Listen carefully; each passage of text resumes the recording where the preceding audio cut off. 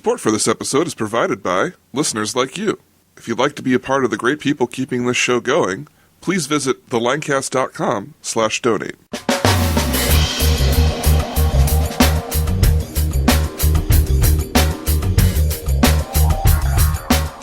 Welcome to the Lancast. I'm David Moulton. And I'm Keith Slesser. On this episode, we spoke with Sarah and Chad Meredith. During this special episode, we're going to learn a little bit about their cross-continental love story that brought them together. Eventually, Chad came round and didn't think I was so bad. Well, I heard you singing. I could hear you were singing one day, or I heard you singing, or did something. I was singing about butter. Oh, yeah, that's right. You were in the cafeteria. And I asked someone to pass it for me. I sang, "Pass the Flora," and Chad turned around. Obviously a lot better than that, otherwise I would have thought she could sing. We also hear some interesting stories about adjusting to cultural differences. An average American's talking space or comfort zone space is about 3 feet. And for British people, it's more like 5. And I don't know if that's true, but I've heard that before. And I noticed that a lot when I first came. If I'd gallop up to a group of people to chat, I guess I was about 2 feet too close to them. And they'd casually step back from me as I eagerly came up to them, to the Kept group. Moving closer. Yeah. And what's the problem? Yeah, just sort of. Or I was probably a bit more tactile than the average British person as well, so I noticed if I would be in conversation and maybe touch someone on the elbow, they seem to find it a bit strange, so. Enjoy the conversation.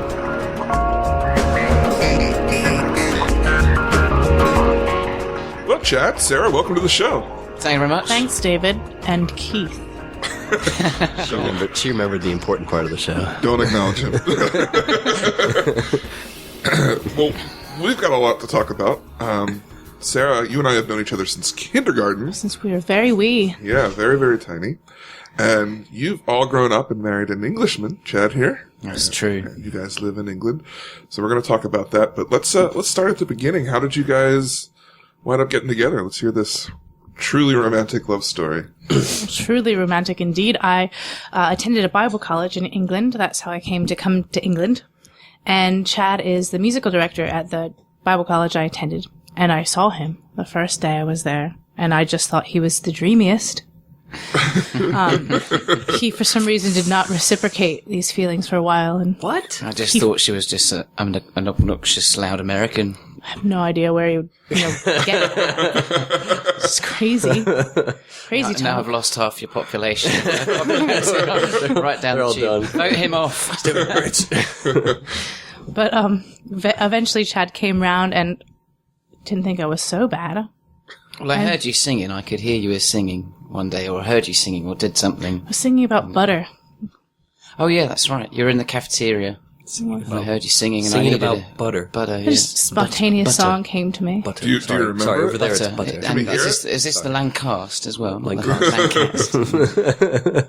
Yeah, the type of butter we were using that day is called Flora, a fantastically spreadable butter we have. Oh, it's not butter then. That's Not margarine. truly, yes. Very That's not very nice. And I asked someone to pass it for me. I sang, "Pass the Flora," and Chad turned around. Obviously a lot better than that, otherwise I wouldn't have thought she could sing. But it was easier to sing it with more heart Yeah. when I really, really wanted the butter. Really, really. Really, really wanted it. So this is one of those scenarios where you were a regular old student. He's one of the staff members. Oh, yeah. I was Don't stand yeah. so close. Yeah, it was a real Sting moment. Actually, I was singing Sting when you first met me, wasn't I? I was. He was Every singing. breath you take. He was singing that song, and the crowds parted, and he was really nailing it. And I was impressed. I was impressed with his voice, because every girl knows musicians are the best type of boy. Oh, yeah. You ever listen to that song and just thought it was the ultimate stalker song? It pretty is. much is, yeah. But it's deliberate. Yes. It's all right. It's okay, because I admit to the fact that I'm a Yeah. stalker, so... Everybody's comfortable. Everyone's in the know. It doesn't matter. Nothing in the secret. I'm stalking you. I'm just letting you know. So you know, Just letting you know, heads yeah. up. No hidden cameras there behind your mirror. Okay. Okay, so Chad, you're Yeah. finally starting to come around. Yeah. This American girl, how do you go about approaching this crazy wild horse? Oh, wow. Well, yeah. Well, I heard... That's your new nickname, Sarah. Do you want to draw a diagram? Is that... No, something audio, because we something don't... audio, Yeah. okay. I mean, we can maybe post the diagram later on the show. I think so, yeah, okay. Well, yeah, I heard that she could sing, and I was doing another show, and I thought it'd be fun to have some singers with me, rather than just be on my own. And so, I asked Sarah to be one of the backing singers. And, of course, through rehearsal time and stuff, got to know Sarah a little bit more and her humour. She was a bit more comfortable around me at that point. And actually what did it for me was that she started quoting Family Guy. And which quite which key I to really every like. you know healthy relationship. yeah. Family Guy, the beginning of romance. Thanks, Seth. Seth MacFarlane dating agency. Yeah. But yeah, it was cool. But it was cool because nothing against Bible college, but it's just full of Christian girls and. It's like, and they're all a bit worse than that. Yeah, I know. Well, yeah, it can all be a bit odd, really. And so it was really nice that Sarah was down to earth. I couldn't believe she was not a Christian girl. Yeah, that's it. That explains it. No. But she was a Christian girl, and but she had a sense of humour, and she was down to earth, and it was like, oh, that's really refreshing. That's really cool. And I guess, yeah, we started to hit it off. So there were no like when you asked her to sing, it was totally just like... It was totally just legitimate for complete musical purposes. He actually referred to me as you. I didn't even know her name, yeah. I was Pointed like, at me and said you. Yeah, terrible. So So romantic, Chad. I was really flustered. Heathcliff, yeah, you. I mean, I think to Sarah it's like, you have the most wonderful voice in the world. Really, I was just like, hey, you, do you want to sing? So, yeah. I instantly ran squealing to my friends. He spoke to me. He called me you, but we can work on it. I didn't understand him, though. It was a different language. Yeah. I love his accent. Yeah. Actually, one of the first things Chad asked me was, he asked me where I was from, and I said Pennsylvania, and he asked me... No, I didn't. You did. You asked me if that's... Oh, where like the vampires are from. No. like Dracula. Okay, no. But I did. Even if I did, it was for humour. It wasn't because of I had ignorance. no idea what you're talking about, though. I know. Transylvania. Yeah. I know. Exactly. I could see this. So at what point, once you started hitting it off, did you kind of realize, all right, this might be a thing, and there might be some things we need to deal with, such as... I think when we got in trouble and we were in the principal's office, that's probably when... Yeah, well, but... Edit that out. I want to know why you got in trouble. Yeah, no, what were Actually, you doing? I didn't. What were you doing that you ended up in the principal's office? Yeah. The rules at the Bible college are such that you can't date anyone in the first year of the Bible college, especially when one of the persons is a... Staff? Yeah. Staff, yeah. And one is a student. It's a no-go So area. it was just not that, it wasn't appropriate for us to be together. So even though we were interested in each other, we weren't allowed to be together. Which is obviously interesting when you're like a grown-up. But That's okay. it was right to wait and stuff. You're there so. for Jesus, not for other things. You know, it's funny because we ended up in my wife and I were in Bible school, we ended up in the principal's office. Like, it wasn't really the principal. What was he there at the time, or were you just hiding or something? No. Well, we were just using the... No. So we ended up in there, and we were already married. All right. So it can be pretty strict, Bible college. Yeah. So yeah, it was, we hadn't, done anything really to pursue our relationship because we knew we weren't allowed to. But they were just making sure we understood that we weren't allowed to pursue it until later. And then so I attended Bible college for a second year more as an intern, which at that time was called a covenant disciple year, and I worked in the kitchen, and so was sort of like a member of staff as well as a student.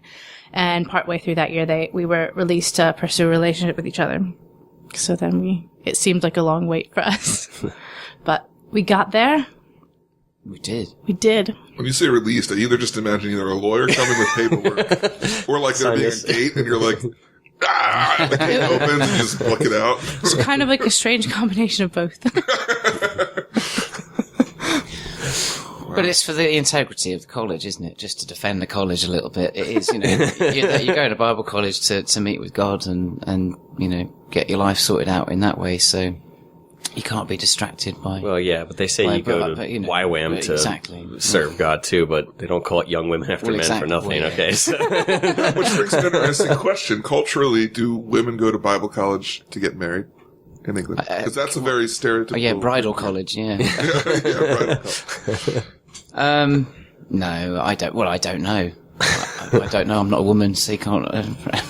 I think it would genuinely depend on the person, because that wasn't even my intent, surprisingly enough, leaving for Bible college. But I don't think it's anybody's intent. I mean, seriously, just you're happens. going to a place where you're living on the same campus, a bunch of single women and a bunch of single men living on the same campus. I mean, All gunning after you're God. still human beings, Same really. values, You know, I mean, yeah. it's kind of Are you, going to though? happen. I don't know. Well, I'm not, but that's because I'm a demigod. I forgot to mention that before we started the show. Yeah, so You should have mentioned it. I should have. I know. Don't worry, you're all safe. Okay. So now you guys have been together for a little while at this point in the story. When did you realize your relationship had reached the point where you had to start thinking about countries and stuff? Like distance and that kind of thing? Serious enough that this wasn't going to be Sarah goes home and that was fun, but more of a Well, Sarah Steve. yeah, it's funny now you ask that because I can't really remember, but I think obviously, you know, dating an American at the back of your head, there is this, it's lingering there, you know, okay, well, what's this actually gonna mean? And I think when we first got together, it was, you know, like any relationship, let's see where this goes. We're obviously serious. Our intention was, you know, completely serious and to follow it through, but I do remember there was one particular morning, where I was in a meeting, so I wasn't even thinking about it. And as clear as anything, God said, sort of in the middle of my thought process, He said, Sarah's your wife. And it was definitely, oh, wow, where did that come from? But it was so, I mean, for me personally, that was a good confirmation, not just that, you know, I loved her and stuff, but there was actually, God was really, really in it. And, so that became a definite, you know, for the purpose of people listening and stuff, that was quite a serious thing for me to realise, okay, yeah, this is actually deadly serious and it's good and I've got a bit of confirmation there. Although at the end of the year, at the end of the college year, Sarah would have come back home to America. And, at that time, because we weren't really sure entirely how it was going to work and what we were going to do, we had to get to that time where Sarah came home to America. I came to America with her just to meet the family and spend a few weeks here, but then ultimately I went back to England. And so we were separated. But it was whilst we were here in America, after she finished college, and we got engaged in the coffee company, and one of her favourite places to be. It's great. So yeah, we got engaged, and then I came back to England. So we actually spent a year apart from each other. That was really horrible. But I suppose because I was quite established in England, obviously had a job there, working at the college and the church and being a musician and stuff, it was a lot easier to make moves for Sarah to come to England than it would have been for me to come out here and try something. Because, I mean, the thing is, with the job that I'm doing and working with the church and stuff, it's more of what I'm called to do rather than, you know, what I fancy doing. So, I was more established in England. So I guess, even though we weren't entirely sure, it was going towards that way anyway. And certainly when we had to get Sarah a visa, it, you know, for those legal reasons, it was much more established for her to come to England than me to come to America. So we had that whole palaver of visas to get through, but, and they actually lost our visa. Well, we were intending to get married in the summer, and, we had to go through the whole process of getting a visa. And it's really weird because, you know, you have to write these letters to the government explaining how you met and how in love with each other you are. It's really weird writing this official letter. Dear Sir, Madam, I really am in love with Sarah. We hold hands and everything. I've even thought of kissing her a couple times. Yeah. Here's a picture. Literally. You have to show pictures. You have to show correspondence and look at Facebook, look at our conversations on Facebook and everything. And Friends write witness notes yeah. that they really do like each other quite a lot. It's really weird. And anyway, we went through this company that would help us get this visa sorted. And I did it really early. I was really eager. Okay, I want to get this thing done. And they forgot about me completely, and they did nothing. And it was getting nearer and nearer to need to get this visa sorted out in the summer. And I phoned them up. I was like, haven't heard anything from you guys for a while. I've paid you my money, and what's going on? And apparently, the guy that had dealt with our case had left, but hadn't passed on our case. So we suddenly got, bumped up to priority thing, but unfortunately because of that massive delay, it meant that the whole visa process got completely delayed, and it meant that, because we wanted to get married in the summer when everybody else wants to get married, it was so busy for them that not only did they have to send it, you should send it to New York, but because it was so busy, they sent it to LA. So not only is this visa now being dealt with in a completely different country from where I am, it's on the other side of the country as well. And it was a pretty hectic time. And needless to say, it was so busy, it didn't get done in time, so we had to cancel our first wedding. And and that's the whole thing. You have to prove that you're getting married, and you have to show them the things you've booked and everything. And ultimately, they just took their time. And so, that was really hard. And eventually, when they did grant her the visa, Sarah came over, and fortunately, the church I work for all clubbed together and put on a free wedding for us and made it happen. Yeah, it was really kind. And we got married in November, the 5th of November, which in England is quite an important date. It's bonfire night. And we celebrate the burning of a Catholic man called Guy Fawkes. like V for Vendetta. So yeah, sort of. V for Vendetta. Yeah, so there you go. I know who he is. But there you go. We had coffee and donuts and scones and tea for our wedding. So it was British and American-y. British and American. Where was the wedding? Was it over in England? We did it in over there, England. yeah. Okay. Yeah, with the visa process, since we knew we'd be living there, it was recommended that we also got married there rather than sort of having a visa to get married here and then a new visa to live there. It was really expensive to do. So it all came together in the end. Where in England do you guys live? I live in Horsham. We live in Horsham, in a town called Horsham, and it's in West Sussex, which is just south of London. Okay. South of London. That's right. It's right in between London and Brighton on the coast, right in the middle. Well, we've reached a kind of a cross path here in the story where we're going to start talking more about their new life as a married couple. So before we get there, we're going to head to commercial break. So more with Sarah and Chad then. Hey everybody, we're here at Penn Cinema to find out what everyone's been talking about. Excuse me, why do you choose Penn Cinema? I like the seats. They're really comfy. They're a lot nicer than most other places. Even my house. Oh, well, this place is great. I mean, it's popcorn. Got some, we got a slushy machine over there. We got 3 clocks. 3 clocks for the Lidditz, the Lancaster, and the F for a time, just in case, you don't know what time it is in your area. That's why I love this place. They think about everybody, very friendly. Has a nicer environment. It's clean and comfortable. It feels independent. It doesn't feel like part of a system. It feels like as big as it is and as polished as it is, that it feels independent, Bigger screen, better quality. So it's really close. It's very clean. We come here all the time. What do you like about Penn Cinema? The seats are my favorite thing. Very comfortable. On the rump. 3D IMAX, the whole shebang. It has a down-home feel, and we love the atmosphere that Penn has created. He really tries to take into account what people want in a theater. It's really clean, and the seats are really comfy. Yeah, I like the seats. It's the best movie theater to come to. Well, you've heard what they have to say. Now come see for yourself. Check out Penn Cinema for first-class movies in a first-rate theater. Located at 541 Airport Road in Lidditz, PA.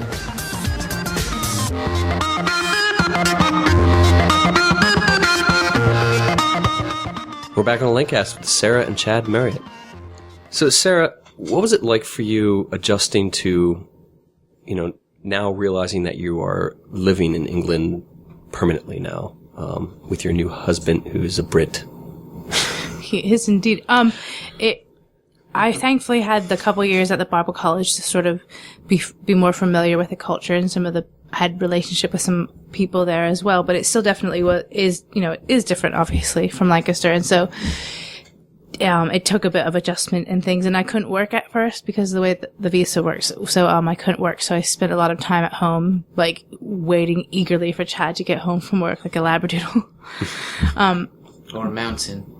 Oh yeah, Chad climbed Mount Kilimanjaro, our first, month of marriage.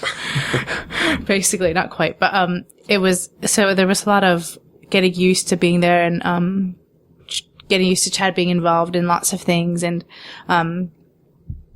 it was really a blessing to be able to find a job as well and be involved in something and continue to be involved in the church as well, just be part of something bigger than myself.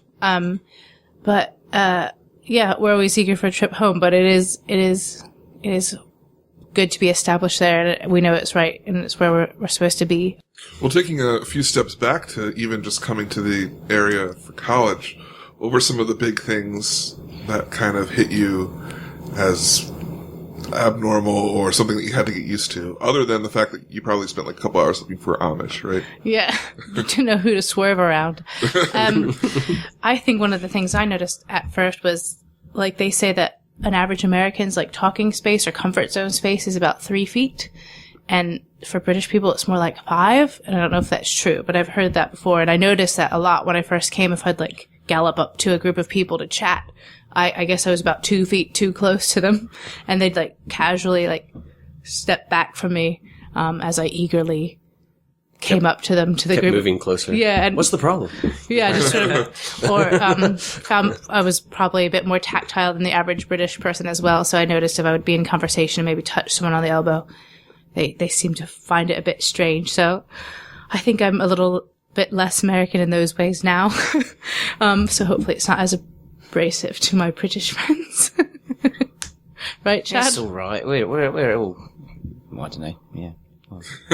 I don't know. I heard a story one time that they did this study seeing if, close people's talking proximity, and they had an American and British person talking in a pub, and they actually ended up circling a pub a few times because the American would take a step closer and the British person would step back, so much so that they actually paced around the whole room a few times. But maybe someone was just making that up. Most likely. In fact, I'm pretty sure you just made that up. I just made it up right now. Yeah. I just wanted you to pay attention to me. The whole show is basically about you. You don't have to lie to get attention right now. Okay, you can just Yes. you can tell the truth. Dreams come true. So what about language? Did you have any problems understanding, or even just... that, okay. Okay, so sometimes... Yeah, we swear a lot, sometimes if a British person speaks very quickly, I England, even have Ireland. a little difficult. Yeah, let's start that conversation. So, any difficulty there? I think also, just because of having 2 years at the Bible College already, I was relatively used to how things hit the ear. In kind of converting, because I would often, people would point out if I said something too American-y. And so I tried to mute my American accent as quickly as possible. But I don't know how good of a job I do, Mr. Chat. You do a very good job. But yeah. So I'd have gone all Texan on him or something.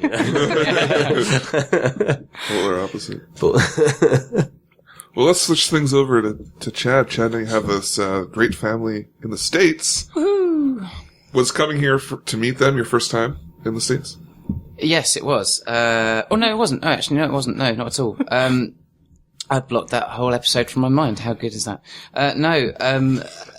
When Sarah's parents actually came over to visit Sarah while she was at college, and what can I say? I will just call it an interrogation. That's what I was sat down in a room. Have a bright light in your face. Seriously, we were sat down in a room. There was a seat in the middle. I was sat on the seat, and they just wanted to meet me. And obviously, Sarah's their only daughter, so and only child. So they wanted to make sure, who is this guy, and get to meet me. So, but it was lovely. We all got on really well, and I paid them good money. So no, it's good. Dowry. Yeah. So I did get to meet Sarah's parents, and that was wonderful. But of course, when I came over to America, where are we? Yeah, America. When I came over to America with Sarah, I then got to meet like America, like every single person that Sarah's ever said hello to.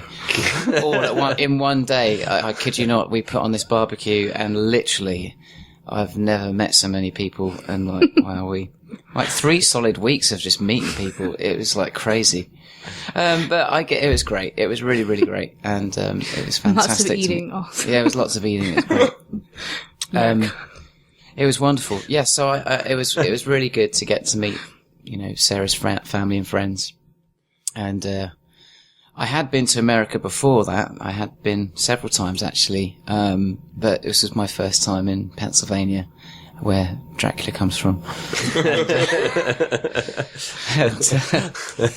I like your story of meeting all the people because you were one of them. I was, and we probably talked about Star Wars or something.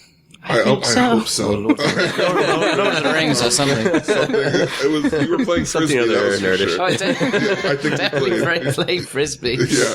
I'm always playing Frisbee. But growing up, people would sometimes mention that Sarah and I were very similar in a lot of social ways.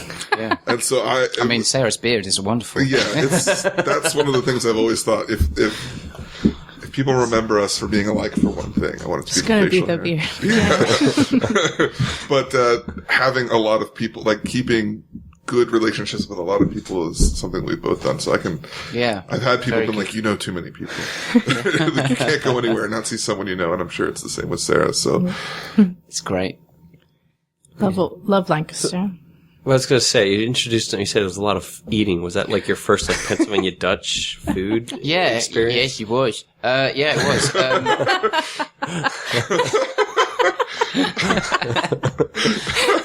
10 points, yeah.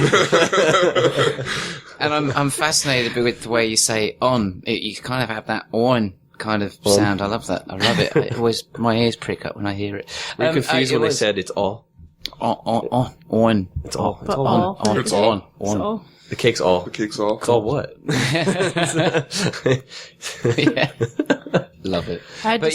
Although there was that, I loved all the food except for, I'm sorry, I'm probably going to get Oh, don't even say it. You'll make me so mad. chastised for this. We went to Philly. We went to Philadelphia. Uh-oh. Oh, Born and raised. I am going to go there. And it was that particular day. It was during the summer. It was absolutely pouring with rain. It was raining cats and dogs, I tell you. It was, no, it really was. It was great. It was warm. So it's a fascinating experience, like being, wow, I'm completely soaked, but I'm completely warm. But I'm absolutely soaked through. And we for hours, about 2 hours, walked around Philadelphia going down all the streets because we were going to get a cheesesteak. Yeah. And literally all along the 2 hours, the guys were with, oh, cheesesteak is so good. Oh, you're not going to believe your taste buds are just like, and I believed them because I was like, wow, everything I've had so far has been really, really great. It's been brilliant. And not really knowing what a cheesesteak was, what was in my head was like a big slabber of big steak with some beautiful cheese on it or something. And so it's raining and completely soaked through. And this is the only other thing I don't understand. It's like, everyone has air conditioning on in America, whether you need it or not, especially in the summer. And I get this, it's hot, but you have it on so much and you're indoors so much, it's freezing. And I don't understand. And so we went into this, we eventually got to this cheesesteak house. And, we got in and bearing in mind, remember we're all soaking wet. Air conditioning is on full. And it's absolutely mind-bogglingly cold, and I'm shivering, and I'm just confused because I'm like, what? And yeah, so No, there isn't a great big, as you know, I'm probably going to get complaints from this, but there was no great big slabber of meat. It's obviously all chopped up meat and stuff in a bun with some squirty cheese. And I was like, what? That's so far removed from what I thought it was going to be. So I did my best to enjoy it, but I was like shivering completely. It wasn't really a nice experience, and it kind of, yeah. So you didn't like it at all, or was it the whole atmosphere? That was. I think it was the whole experience that probably didn't. I have had one since, but. Still with the cheese whiz, or with melted cheese? No, we didn't have cheese. it. What would we It have wasn't with it? squirty cheese. It wasn't squirty cheese, but I don't know. Did you have to learn? It nearly was. Did you have to order it right? Did they give you a hard time? Because I know in Philly you have to order special. Right. I don't know if you took them to the I've actually been kicked out of line and had to come back. I've seen that happen. Yeah, I was actually probably insulted every single and they were person. like, okay, next. And I was like, what? No, wait.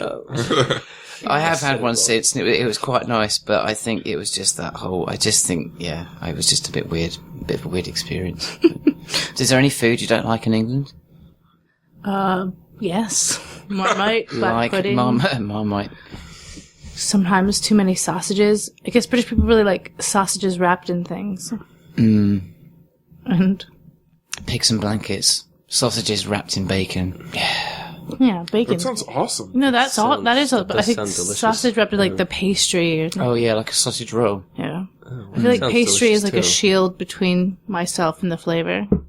Don't like pastry. And Marmite. Don't like Marmite. I don't even know what Marmite is. What is Marmite? Congealed it's very yeast yeasty. spread. Yeah, and to be fair, you're not supposed to like it. Really, you're supposed to either love it or hate it. Okay. It's one of those, and that's their actual advert campaign. It's very good. Okay. You either love it or you hate it. So you get one advert with people grab it and they're like smashing it and stamping on it, and then you've got other people that are just having a bath of Marmite. You either love it or you hate the it. second one. Explain Christmas pudding, because it looks like cake and it has like the holly on the top. Christmas pudding. I look at it, I'm like, it's called pudding, but it looks like a cake. So Well, It is. Technically, that. Yeah, well, yeah. That is what a pudding is. We do have Christmas cake.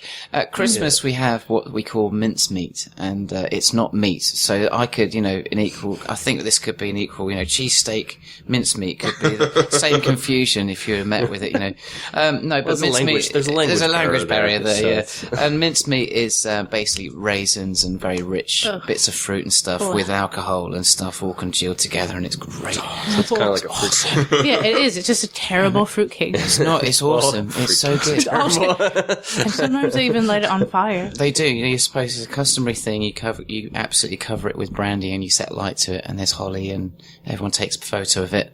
And I don't know why, because the flash is always on. You never see the flame, so I don't know why. But you like mincemeat. Oh, I love mincemeat. You get mince pies, small little mince pies with pastry, with mincemeat in it, and I do. I never used to. I think. It's an acquired It's taste. like having Brussels sprouts at Christmas. Do you have Brussels sprouts? yeah, Don't have Brussels sprouts. Yeah. Oh, it's a very thing in England that you only really have them at Christmas, and nobody likes them, but you have to have one at Christmas. Brussels sprout at Brussels Christmas. sprouts, yeah. We never have them at Christmas. I have them year round though. I I have them year round. Oh, there you go. I like Brussels sprouts. Lucky you. I Be know, my a little guest. odd. A little odd there. So we kind of we hit holidays here. So tell me about differences in the holidays for you, Sarah. Like, obviously you don't celebrate Thanksgiving, so We'll try to. We celebrated Thanksgiving this year with a couple friends at our church, and so that was good. But I love Christmas in England. Actually, I think it's really lovely. It's more quaint, I suppose, and feels more like Whoville with a roast beast and things. But yeah, I really, really enjoy Camden Town. But It's where Dickens was. Dickens, quite right, yeah. Christmas Carol, that's it. yes, but yeah, I do love Christmas. Take a cab. I don't know if I'd want to spend Christmas in England. According to Doctor Who, they get attacked every year. That's true. Yeah. Yeah, that Every is true. time. Every Christmas. Every Christmas. Every Christmas they're attacked by somebody. But we're saved. But Doctor Who's there to Yeah, save so- you. That's true. But there's always a few casualties. Ah, A few about people those that people. The great chicken. And we've got Sherlock as well. That's true. I guess you're well protected. We're well protected. We have the Avengers, though, so That's right. We have Tony No, Stark. that is true. Oh, that's it. All right. Yeah, I don't know if we have any superheroes in England, do we? Captain Britain. Captain Britain. Yeah. Legit, that's a guy. That's a superhero. Wow, I thought for sure you just made that up because there's Captain America and Captain Britain. The team Excalibur. What? Spot of tea. What are his powers? Tea making. He makes tea and scones. Really well. He has Excalibur, and he rides a flying horse. Wow. Cool. So he's That's King Arthur. King Arthur. But he wears like a. It almost looks very Captain America-ish, like outfit. Just a Union Jack. Look up. So he's like a Captain America copy. Or yeah, his What about team, Captain his Jack team is Sparrow? called. His Say to team that. is called Excalibur, and it has like. Never mind. We're not gonna. I can't help feel you're confused. Yeah, I'm just gonna let it go. I'm dropping it. My name's Dropping Captain it James T. Skywalker. From the USS Millennium Falcon. Are you making nerdy jokes? Yeah. Oh dear. I saw the wind actually like Her hair went as back, that yeah. joke went by. Stop getting Star Wars wrong. Well, guys, thanks so much for taking the time to share your story and experiences with us. If anyone would like to get in touch with you, how could they do that? I don't know. You can Facebook us, I suppose, couldn't you? Or you could... Well, yeah. Shoot you an email at your... Shove me an email. Well, I'll tell you what, if you want to find out what we do, particularly with our church, and that's the main thing I didn't explain, I'm the worship director at our church, Kingdom Faith Church in Horsham, in England. So if you want to check out what I do there and what we're about, you can visit www.kingdomfaith.com, and that will take you to our church website. You can check out what we're doing there. Apart from that, I don't know. Yeah, sounds good to me. Sarah Tad, thanks so much for being on the show. It's great to be in America. I love it. America. America. God bless America.